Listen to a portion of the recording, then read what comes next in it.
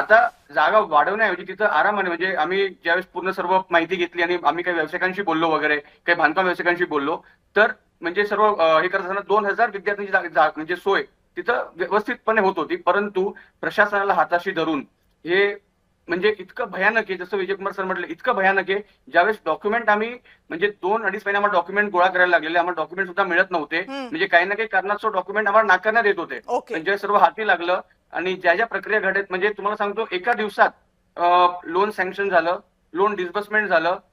त्याच वेळेस त्यांना सेल डीडही होते आणि हम्म. त्यानंतर पूर्ण प्रॉपर्टी गहाण ठेवली जाते. एवढी तत्परता पूर्ण महाराष्ट्रात, पुण्यात नाही, महाराष्ट्रात देशभरात कुठंच होत नाही, तेवढी ह्या प्रकरणात झालेली आहे. आणि शेवटी पैसा आणि अर्थकारण याचा किती मोठा प्रभाव या पूर्ण व्यवस्थेवर आहे, त्यासाठी आम्ही आवाज उठवलेला आणि आज त्याच्यात लोकांचा आम्हाला सहभाग मिळतो. फक्त जैन समाजाचा विषय नाहीये. हो. हा जो आहे ट्रस्ट जे आहे, म्हणजे समजा हा एक एक्झाम्पल सेट झाला असता की उद्या भविष्यात जर कोणत्याही ट्रस्टला वाटलं, कोणत्याही शैक्षणिक संस्थेला वाटलं आम्ही मोक्याची जागा आहे ती विकून द्यायची आणि नंतर जे कुठेतरी साईडला जाऊन म्हणजे 5-50 किलोमीटर दूर जाऊन लांब जाऊन ती नवीन तिथं कॉलेज किंवा शाळा उभारायची. हम्म. परंतु ही एक मोठी चपराक त्यांच्यावर बसलेली. आता उद्या धर्मादाय आयुक्तांकडून आम्हाला निर्णय अपेक्षित आहे. आता पुढचं काय असेल त्याच्यावर बघूया.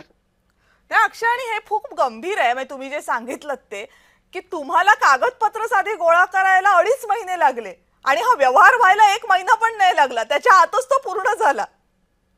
नाही, तुम्हाला सांगतो याच्यात खूप मोठी म्हणजे याच्यात जी तारखानुसार जर गेलो ना आम्ही, हा. तर 21 नोव्हेंबर 2023 ला पहिल्यांदा त्या चॅनलवर जे ट्रस्टी जे आहेत ते ET नाववर इंटरव्ह्यू मध्ये ते सांगतात की आमच्या कंपनीचा जो शेअर व्हॅल्यू जे कमी आहे, आता 230 कोटी रुपये आमच्याकडे येणार आहेत येणाऱ्या 1.5 वर्षात. म्हणजे बघा, 1.5 वर्षापूर्वीपासून हे नेक्सस आणि त्यांचं जे मोडस ऑपरेंडी जी होती खूप भयानक आहे. ते सुरू झाल्यावर मग कशा पद्धतीने काय काय घडामोडी घडल्यात, पेपर्सचं त्यांनी मॅन्युप्युलेशन कशा पद्धतीने केलेलं, म्हणजे शंका एक महत्वाची अशी उरते की पुण्यातल्या ज्या 2 वर्तमानपत्रात जी जाहिरात देण्यात आलेली ती पुण्यातल्या एकही बिल्डरला दिसली नाही का हो? कोणत्याच बिल्डरला ती जाहिरात दिसली नाही.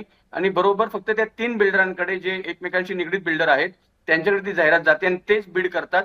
आणि बीडचा फॉर्मॅट तुम्हाला सांगतो, जे टेंडर त्यांनी भरलेलं तिघांचं फॉर्मॅट सेम, तिघांचं फोन सेम, तिघांची स्पेस सेम, फक्त आकडे वेगवेगळे.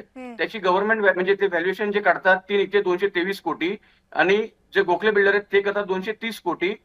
200 आणि 185 असे 2 बिल्डर हे करतात. जर व्हॅल्युएशन जर 223 कोटी असेल तर हे 200 आणि 185 कोटी यांनी कसं काय भरलेली, म्हणजे पूर्ण मॅन्युप्युलेशन ह्या टेंडर प्रक्रियेत झालेलं वगैरे.